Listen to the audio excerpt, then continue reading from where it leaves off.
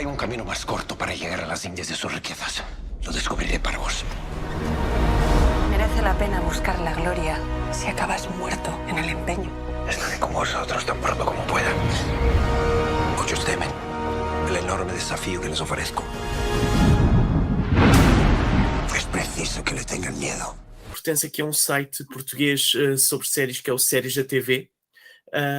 E portanto onde fazemos aqui a cobertura de várias séries, e tivemos aqui a oportunidade de assistir a alguns episódios da série Sem Limite, Sin Limite, esse é em Já espanhol. viram? Alguns episódios, ainda não vi até ao fim, vi metade. A primeira, vi até à parte onde há a primeira interação com pessoas já fora do barco, portanto onde eles param numa ilha e têm Brasil. contacto primeiro no Brasil com povos indígenas. E portanto primeiro também queria começar a dar os parabéns pelo projeto, pelo que já vi até agora, gostei bastante, e quando estiver disponível hei de ver os restantes episódios até ao fim. Hoje então queríamos falar aqui um bocadinho sobre a série e começar, para quem for ver esta entrevista ainda sem ver a série, o que é que tu nos podes dizer sobre a série Boundless, ou Sem Limites, ou como for preferirem chamar? Sem limites, em que língua Sem nós Limites. quisermos. O que é que eu posso dizer? A única coisa que eu posso dizer que acho que vai mexer com o português é porque nos vai apresentar a personagem Fernando Magalhães. Eu acho que eu sou suspeito, eu tenho 50 anos e eu confesso, Raul, que eu não.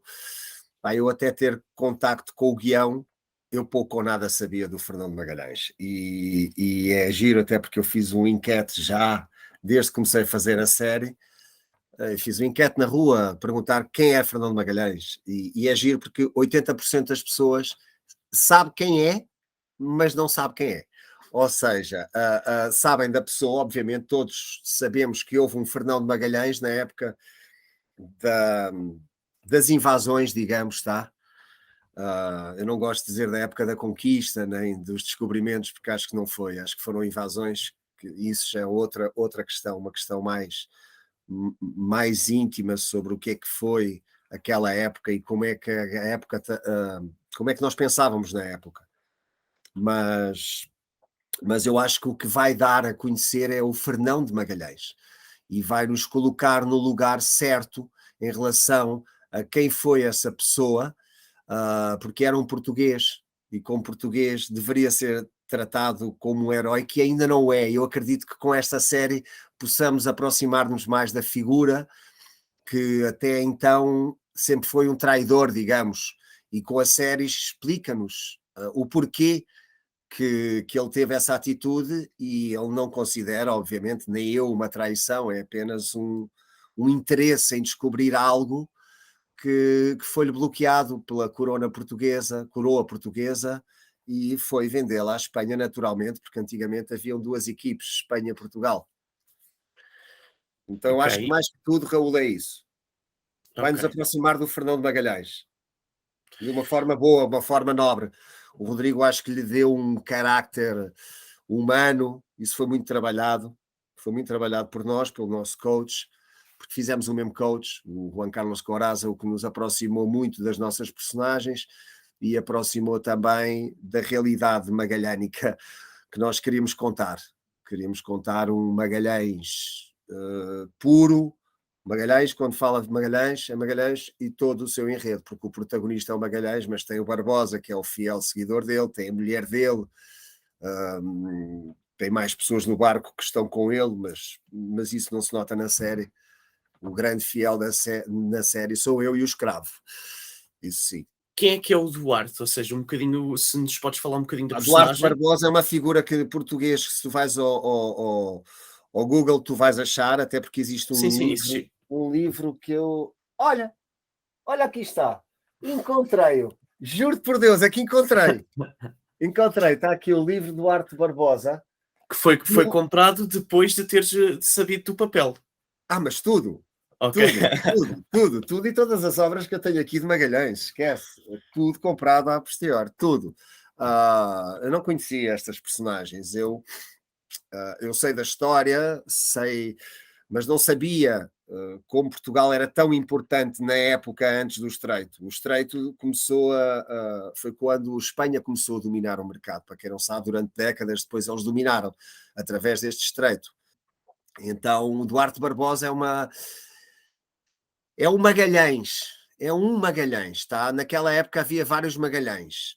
O Magalhães, o que é que eram os Magalhães, que eu chamo os Magalhães? Eram pessoas que tinham ideias, que tinham visões e que era bloqueado pela coroa portuguesa. Assim como era em Espanha também, mas Duarte Barbosa era uma pessoa que teve 12 anos em Malaca, como tradutor, como intérprete, como negociante, e quando ele volta 12 anos depois, crente que ia subir a um posto maior, o rei desprezou, então ele tinha uma grande angústia. Junta-se ao seu cunhado Fernão de Magalhães, que foi tentar vender a expedição, o caminho estreito, que poderia haver até um novo mar chamado agora, então, Oceano Pacífico.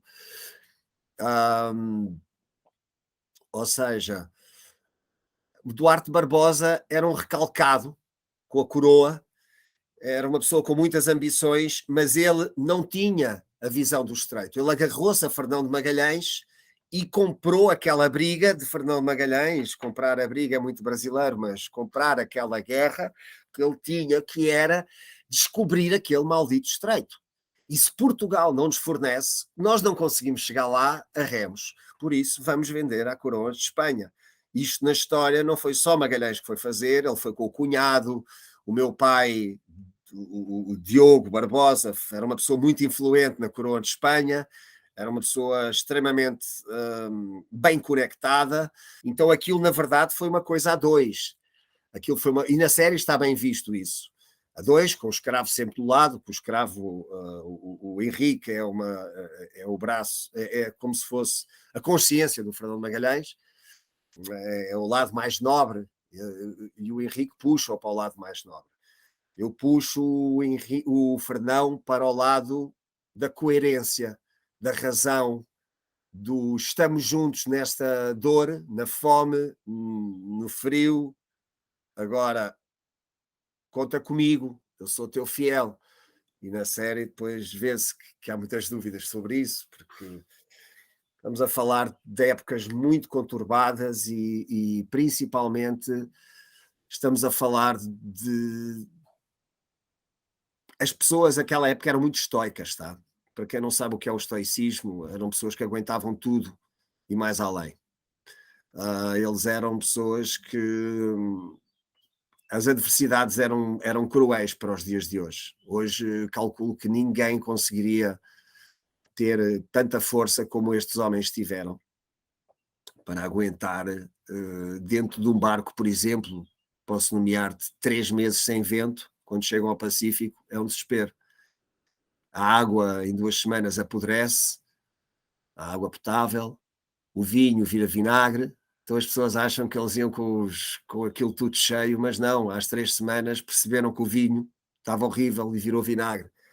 Então o conforto do marinheiro, que era tomar uns copos de vinho e embabadar-se à noite para poder dormir, que essa era a grande razão também do vinho, era um sonífero para eles, está estragado. Então aqui começa a entrar o lado da adicção ao vinho que existia, o lado da carência que eles tinham de comida, de conforto, porque passavam de 3 dias, 4 dias, estavam num calor extremo e passavam para o gelo da Patagónia. Então é uma coisa assim, sem preparo, sem roupas para aquilo, enfim, eles passaram por coisas...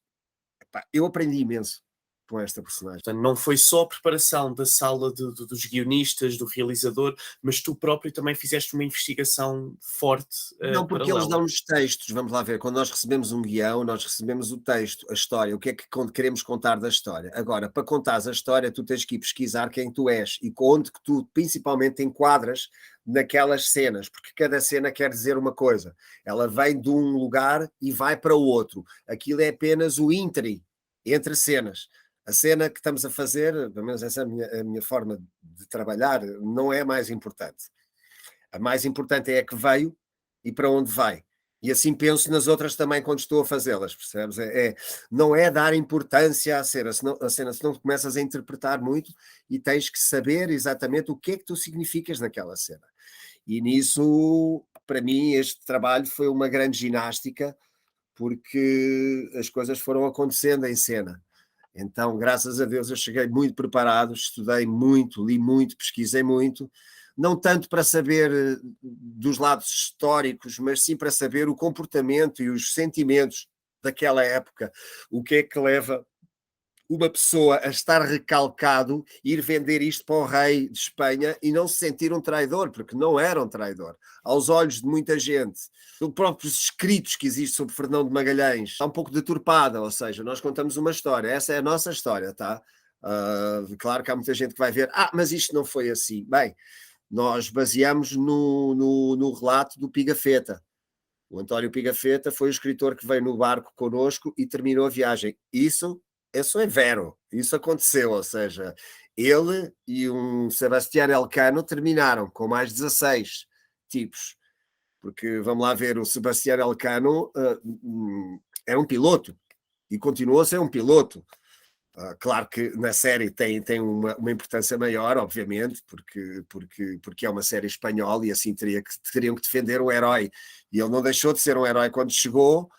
Mas se fosse realmente um herói, vamos dizer, no sentido da palavra, ele teria ido como capitão na próxima expedição, e a próxima que ele foi, morreu, e morreu de escorbuto, curiosamente. Se eles soubessem que o cravo era altamente carregado de vitamina C e que se mastigassem o cravo estavam curados e acabava-se com o escorbuto, enfim, são coisas que falta de conhecimento matou muita gente. Já que também falaste aqui do Elcano, como é que a tua personagem, né, o Duarte, vê aqui a ganho de importância do próprio Elcano face aos próprios olhos também do Fernão Magalhães? Porque, como disseste no início, o Duarte era o fiel, era o braço direito do Fernão, é também em conjunto com o próprio escravo, que ele logo no primeiro episódio ajuda e mostra que tem aqui esta ligação para com ele, mas ao longo das semanas nos barcos vão havendo problemas, vão havendo outras relações. Como é que vê-se estas relações? A questão aqui é que a minha relação com ele é sempre a mesma. Eu sou um gajo que eu conheço o Fernão como ninguém. Então eu sou o único que faço o link entre o que ele quer falar e a crew, a tripulação, desculpa. A tripulação. Então o Magalhães pouco ou nada fala com a tripulação, porque é da personalidade dele, não se envolve. A sua timidez também é uma timidez que não lhe permite ser expansivo. O Barbosa é mais esse lado. O Barbosa é mais a junção. Ele vai ver o que é que está lá abaixo, ele fala, a tripulação confia no Barbosa porque sabe que o Barbosa pode passar a mensagem ao comandante. E eu chego ao comandante muito, muito confortável, não só porque sou o seu braço direito no barco, mas porque sou seu cunhado. Então ele tem-me um respeito e um carinho diferente do que teria se fosse só um comandante do barco dele. Não, eu sou um capitão do barco dele. Ao que ele estar no barco, vira ele o capitão, mas ele é o comandante. Ele vira o comandante, sobe a comandante, eu sou o capitão, porque cada barco tem que ter um capitão. Então eu sou o capitão daquele barco, da Trinidade. Depois, no final, já virou Vitória, isso já é outra coisa. Mas as relações com Elcano, por exemplo, é uma relação de um piloto que é muito evasivo. E aí eu sou um cuidador do Magalhães. E sou um temperador, mas ao mesmo tempo, quando precisamos dele, sou eu que o vou resgatar. Sou eu que lhe chamo a atenção. Eu sou tipo como se fosse uma consciência. É aquele amigo que o Magalhães precisa de ter um conselheiro do lado dele. Eu sou o conselheiro dele, digamos. Em relação, seria isso. Até ao fim. Tu não viste? Ainda não. Pronto, é que no fim tu vais ver o porquê que o Duarte Barbosa é assim com o Magalhães. E porquê que o Duarte Barbosa morre a tentar recuperar o corpo do Magalhães. Então é um momento muito lindo em que eu não me acanhei e fiz o que deveria fazer. Porque há muitos atores que gostam de defender as suas personagens para ficar bem com o público. Eu não. Eu sou uma pessoa que o público vai querer ver morrer. E fazer isso há que ter ter coragem. Foi uma coisa que foi preparada com o Coraza. Ele diz, Gonçalo, tu podes fazer muito mais. Ai, que papel porreiro que o Gonçalo fez, ou podes fazer aquele que não fez, aquilo que deveria, que estava lá escrito e que teve coragem de fazer uma coisa. Porque vamos lá ver, não é questão de ser bom ou mau, a questão é de ser justo. É essa a tua cena preferida ou tens alguma outra? A minha cena preferida é quando eu confronto o Magalhães e ele pergunta-me se eu duvido. Também tu duvidas, Duarte. Essa para mim é a melhor cena. É a cena onde eu tive mais... É que eu trabalho para estar ali numa outra psicologia, tá? Eu quando entro em cena não é que seja eu, Gonçalo, controlando tudo, eu gosto de me entregar mesmo ao sentimento da personagem.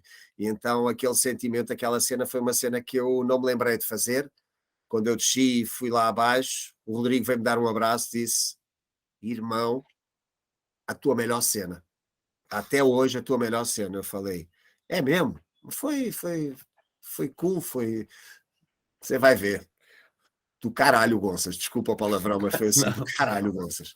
Eu falei, pô, irmão, muito obrigado. E depois eu, quando fui ver, eu realmente entendi. É uma cena em que estamos gélidos, estamos parados ali e estamos à espera do... Acho que isso é no 2, no capítulo 2. Acho que é quando ele olha, está a olhar para os outros barcos a ver uma possibilidade de poderem nos atacar. E sou eu que os chamo a atenção. Atenção, que isso pode ser tarde demais. Os gajos vão-nos atacar assim que tenham a primeira oportunidade. E tu sabes disso. Mas a cena é muito bonita, é uma cena muito... Porque ele chega a duvidar. Porque eu digo-lhe, pá, estamos aqui parados, como é que é? Damos a volta, fazemos alguma coisa, que isto assim não dá mais, porque a tripulação já não aguenta mais. E estamos aqui, isto não leva a lugar nenhum. É ele, olha, até tu, cara, até tu duvidas-me. Eu falei, não, eu não duvido, mas os teus cálculos estavam realmente errados e temos que tomar uma atitude. E eu sou aí a consciência, mais uma vez a consciência do Magalhães. Epá, e claro, a cena linda quando eu sou morto, mas isso já é é Simon West, ele corta rápido, ele dá ação e é isso. Porque tu quando fazes um filho, tu tens um filho, depois começam-te a cortar os braços, muitas cenas minhas foram cortadas, não por nada, mas sim por investimento, porque tinha muito croma atrás e eram cenas delicadas, tinham que ser muita pós-production e não havia dinheiro para tudo. E eu tenho pena, porque quando eu li, eu achei o papel maravilhoso e fechei até o cachê em cima desse papel, e o papel foi naturalmente limando, o meu como todos, tá? Não é uma coisa pessoal, o Simon gosta de mim, acredito que tenha feito um bom trabalho e digno de estar de português, sabes? Digno de quando fomos lá fora, nós portugueses temos muito esta coisa de querer vencer ou querer mostrar bem, que somos bons, que não sei o quê. Eu não tenho muito isso, eu fui, como eu costumo dizer, corazado, eu fui podado pelo Coraza e fui muito íntegro com o trabalho, talvez o trabalho mais intenso que eu fiz, foi um ano de preparo, preparei-me imenso, física, psicologicamente, e o resultado está lá, ou seja... Sei que não vou ganhar prémio com isto, mas vou ter uma grande visibilidade e talvez um respeito dentro do meu país, que anda à procura disso há muitos anos. Sem dúvida que acho que vai contribuir, porque ainda estamos cada vez mais a estar presentes lá fora, mas ainda não é uma realidade constante e, portanto, conseguindo este tipo de projetos, isso acredito sem dúvida que alcances. O que me leva aqui também à próxima pergunta, que é como é que surgiu? Como é que surgiu esta oportunidade para fazeres parte deste projeto? Eu sou uma pessoa muito pesquisadora, tá? Onde eu estou a falar, é o meu computador, não te posso mostrar. Esta é a minha ferramenta onde eu me lanço ao mundo.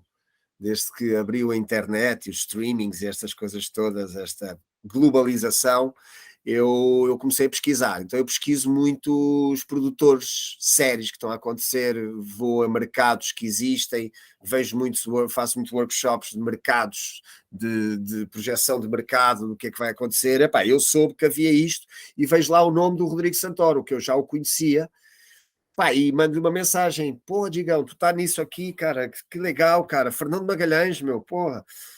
Tu achas que tem aí alguns papéis que eu possa me propor? Já está tudo fechado? Como é que é? Pô, irmão, não. Cara, que legal. Tinha até pensado em você. Cara, eu já li aqui, corre para o Barbosa. ou seja, apronta-te, mas corre para o Barbosa. Agora, irmão, vou-te dizer, não te prometo nada, porque isto vais concorrer com os melhores atores do mundo. Estes gajos estão a fazer um casting internacional, vais concorrer com os melhores do mundo e, epá, não sei, mas chuta para o Barbosa, mas qualquer papel que vier, acho que devias estar grato. Eu disse assim, claro que sim, eu quero entrar nisso, pá, eu quero fazer parte dessa porra. Então, mandei mensagem, ao que uma semana depois mandaram-me um teste para fazer, teste muito complicado, e eu chamei o cameraman aqui, eu trabalhei o meu texto, eu fiz o teste, eu chamo teste, aqui não se chama teste, casting, sei lá o que é que se chamam, não sei. Eu fiz um teste e pá, passei nesse teste, o Simon gostou, mandou-me fazer outro, com mais intensidade. E eu fiz a self-tape. Aí esperei 2 meses, pensei que já não ia haver, pronto, olha pá, normal, naturalmente, não morreu. Aí foi o próprio Rodrigo que me ligou, com um sorriso na cara, está preparado, irmão? Eu falei, o quê? Deu certo, cara, não sei o que é que tu fez, mas tu foi aprovado por todos os setores, meu amigo, tu és o número 1 para o Barbosa. Falta fechar, eu, uau, digo, não, meu, porra, caramba, deu certo, meu, 4 meses, ei, eu não acredito. Foi uma apoteose aqui em casa, a minha mulher, a minha filha, foi talvez dos momentos mais gratificantes que eu tive na minha carreira em 30 anos. Mas pronto, e depois toca a trabalhar, aí escusado será dizer que quase o meu salário todo gastei em Corasa, não devia dizer isso, mas gastei em formação, fui-me formar, fui para poder para estar ao nível de que esta série requer. Agora, isto depois meteu-me foi num lugar de estudo que agora não largo mais. Eu vou voltar para Madrid agora para estudar, ou seja, eu estou muito focado nesta, digamos, nesta forma de interpretar. É muito dolorosa, muito trabalhosa, porque pá, tens que trabalhar muito, tens que ter muita rotina, mas depois os resultados são maravilhosos. E não digo o resultado no vídeo, digo o resultado artístico, interno, o que te produz quando estás a fazer aquela cena, quando estás a realizar. Depois o mercado, o que eles fazem da série, pois lá está, podem cortar, podem meter o plano quando tu estás emocionadíssimo na cara do outro, ou vice-versa, então tu aí já não controlas. É como diz o Johnny Depp, e muito bem. Epá, eu sou pago para fazer, não para ver. O que vier depois, já o diretor compete. Mas eu estou contente com o resultado, acho que ficou bom. Conta a história. Contra mim fala, porque foram cortadas algumas cenas e de outros atores, mas pronto, conta a história. Ok. Sim, também ia perguntar, mas a resposta já foi dada e é clara, que estava-se orgulhoso do trabalho final da personagem, mas isso é claro que sim. Estou orgulhoso e o meu mestre também, o Coraza, mandou-me uma mensagem digna, então eu estou muito contente. Ok, boa. Acho que consegui contribuir para a obra e essa era a minha função. Ok. Ia também perguntar, mas também já falaste um pouco que era sobre a relação com o Rodrigo, porque como ele faz de Fernão, tem que ter ali aquela relação de unha com carne, e isso nota-se no ecrã. Ia perguntar se isso tinha sido algo natural, mas entretanto também já me disseste que vocês já se conheciam e já estavam bem, o que Nós facilitou. conhecíamos-nos, mas nunca tínhamos trabalhado junto. E trabalhar com o Sr. Rodrigo Santoro é algo que te exige, se tu quiseres fazer bem feito, exige um compromisso.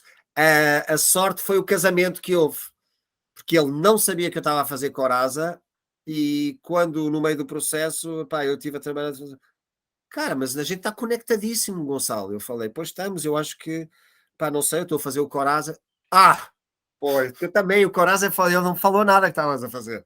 Disse assim, eu disse, e aí começámos a criar uma relação maior, até de amizade, porque eram cenas muito complicadas. O Rodrigo ajudou-me muito, foi um senhor, ajudou-me, puxou-me para aquele mundo, para aquele código cinematográfico de fazer pequeno, fazer pouco, fazer intenso.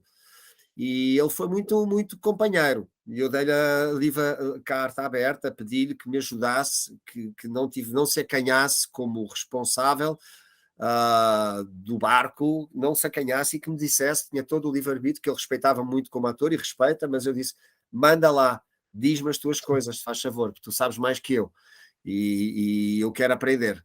Então foi uma junção boa, eu estive lá, tivemos que mudar falas na hora, porque o Álvaro queria mudar algumas coisas e o Rodrigo queria seguir um parâmetro. Isso acontece muito em cenas. E pronto, epá, eu tive que me adaptar. E eu creio que essa adaptação foi onde eu ganhei. Porque o Simon West é muito inteligente, ele não dava opiniões, ele deixava que os atores se resolvessem entre eles, até porque ele não entendia espanhol, então era complicado. Mas eu acho que, num todo, o que o Simon disse foi, que eu gostei, foi: Gonçalo, foste um dos melhores atores que eu gostei de trabalhar, tu és um ator muito compenetrado, sabes-te calar na hora certa e, principalmente, vens sempre com ideias. E a tua forma de adaptação foi muito rápida e, mais que tudo, nunca me pediste um plano. Foste o único ator que nunca me veio pedir um plano. E acho que ganhaste por aí. Vais lá ver quantos planos eu te dei. Ou seja, eu acho que é o retorno, sabes, Raul? Eu acho que eu digo isto não por ego, porque acho que as pessoas têm que acreditar que quando fazem o bem sem intenções, o bem que eu digo é o bem mesmo, a coisa bem feita. Chegas preparado, chegas descansado. Amigo, tens que estar apto para receber. Eram 12 horas de rodagem. Eu saía do set de gravação, eu ia para o ginásio. Soltava, às 8h30 estava a dormir. Não havia, eu tive 4 meses em Madrid, eu não conheci Madrid. Eu fui 2 vezes ao centro, 2 vezes talvez. Eu passava a vida no hotel, a dormir, a descansar e a estudar, e no dia seguinte era uma rotina. Eu estive num barco, eu ia, muitas vezes eles saíam às 7 da noite, eu saía só às 10 da noite, ficava no barco a estudar, dentro do barco, a criar o clima, porque eu sabia que no hotel estava toda a gente no lobby a beber cervejas e tal, e eu não queria que me atrapassem. Então eu digo assim, chego lá quando já tiver o trabalho todo feito. Então, pá, eu adorei este trabalho, estou muito orgulhoso. E existe aqui a esperança que tenha sido também que possa servir como ponto de lançamento para outros projetos do género, com visibilidade internacional, com budgets grandes e assim? Eu acredito que eu mereço isso, Raul. Eu acho que eu trabalho para isso e estou a trabalhar para isso. Agora a concorrência é muito dura que eu diga, há muita quantidade para pouca oferta e isso é normal, então temos que respeitar isso. Mas eu acho que estou no caminho certo. Eu acho que, como diz o Simon West, this movie it's gonna put you on the map. Eu acredito que sim, vai meter no mapa do internacional. Espero que a Amazon tenha uma grande divulgação, um grande investimento nisto, que isto merece, para que seja visto, não é? Quanto mais for visto, mais eu vou ser visto. E mais eu vou ser visto, mais eu posso dizer, eu fiz aquele personagem. O cunhado, ok, já associarem a uma obra grande. Epá, acredito que sim. Estou há 30 anos nesta búsqueda e pronto, e acho que está a funcionar. Está a funcionar agora sim, tenho as grandes oportunidades, mas não é assim tão fácil. Vou ter que batalhar muito, como todos os atores, e estamos cá para isso, fazer testes, e esta carreira é assim. Agora, vamos lá ver o que é que dá. Espero eu que as tuas palavras se façam que sejam reais, não é? Que isto me ponha mesmo no mapa e que as pessoas olhem e que vejam, olha, um ator português porreiro anda cá a trabalhar. Porque eu falo inglês, eu falo espanhol fluente e vários sotaques dentro da mesma língua, então acho que tenho aí, pronto, uma vantagem e sou um ator muito compenetrado agora. O que vier, amigo, só eles sabem. Qual é que sentiste que era assim a principal diferença entre trabalhar nas produções nacionais, nomeadamente mais em formato novela, não tanto de série, que são formatos diferentes, versus trabalhar numa produção internacional com budgets que devem ser muito, muito maiores, com elencos e pessoas por trás da produção, etc., também de diferentes nacionalidades? A novela, eu já fiz novela aqui no Brasil. Eu fiz a maior novela que foi feita no Brasil, chamada Chica da Silva, maior investimento na Manchete. Fiz uma grande novela na Globo, chamada Malhação, que foi o início da escola de atores da Globo. E fiz novelas em Portugal, bastantes. O que é que acontece? Fazer novela com dinheiro é outra coisa, porque tu dás mais externos, fazer dinheiro em cinema acho que não interessa muito as grandes produções. O que interessa é tu teres um grande papel.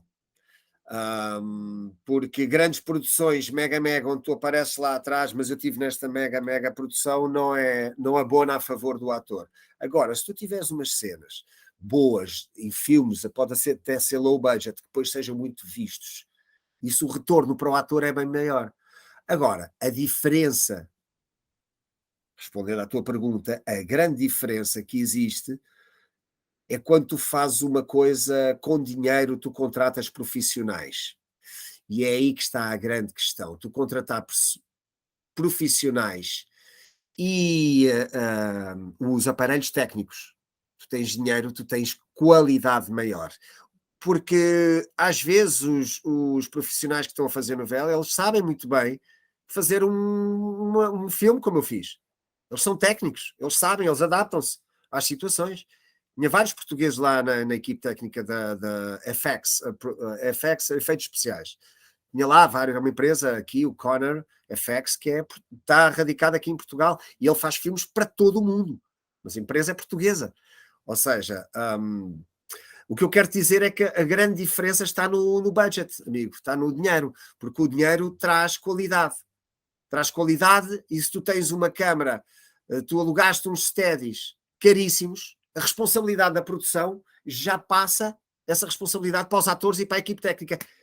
Temos este tempo a filmar porque temos só este produto aqui, que é mega. E toda a gente queria, uau, estamos a trabalhar com mega. Então cria uma adrenalina de que Champions League, bora lá. Isto é o que, na verdade, a forma de interpretar é a mesma, tá? A mesma concentração tem que ser, deveria ser. Para a novela, tarará. O que acontece é que em novela eu gosto muito de fazer novela. Eu acho que o modo novela é muito simpático para um ator. Cansativo, se a pessoa não tiver bem a logística de fazer novela. Porque a novela tu gravas às vezes 20 cenas por dia, quando estás a protagonizar. E isso é cansativo. Tu tens é que fazer uma ginástica da tua semana. Eu, por exemplo, o meu domingo não existe quando eu estou a fazer novela. Não existe para a família. O sábado ninguém me tira. Sábado não faço nada, é só família. O domingo é para decorar. Trabalho as 70, 80 cenas que eu tenho para fazer da novela. Decora. Entende. Porque eu não decoro, eu entendo. Entendo a cena, entendo as cenas, está tudo trabalhado, tudo. A partir, vamos lá, segunda-feira, só estas. Como já está trabalhado, é muito fácil de decorar, então eu não perco horas na noite anterior a decorar. Eu fiz uma pré-programação aqui no meu cérebro, que isso trabalha-se, né? Isso são coisas que se trabalham. Eu trabalho muito o cérebro com meditação, com apneia, com várias coisas e exercícios matemáticos para manter o cérebro ágil. Mas a grande diferença é essa, querido. Eu agora fui pelo patamar do ator, mas a grande diferença é o budget. Tens dinheiro, tu consegues trazer técnicos. Pá, nós tivemos o Charlie Johnson, que é um guru da iluminação. Simon West, um grande editor de ação. Tu tens o Chad Chamberlain e o Sean, que eram o cameraman mais caro de Hollywood, teve connosco. Ou seja, é um cara fantástico, os planos todos, porque aquilo, tu quando queres fazer bons planos tens que ser um grande técnico, não podes ir a aprender a fazer, porque senão cansas muito os atores e cansas muito a equipe técnica. Aquele cara chegava lá, preparavam-se, fazia dois, 3 takes, não mais. Nunca fizemos mais de 2, 3 takes para uma cena. Foi porque era tudo muito trabalhado. Claro que havia coisas que aconteciam, tínhamos chuva, tínhamos vento, tínhamos várias coisas dentro do barco, mas correu tudo bem. Chegámos a bom porto. Com as bodegas llenas. Portanto, só mais uma vez agradecer e também dar os parabéns pelo papel e pela série. Obrigado. E obrigado também pelo teu tempo.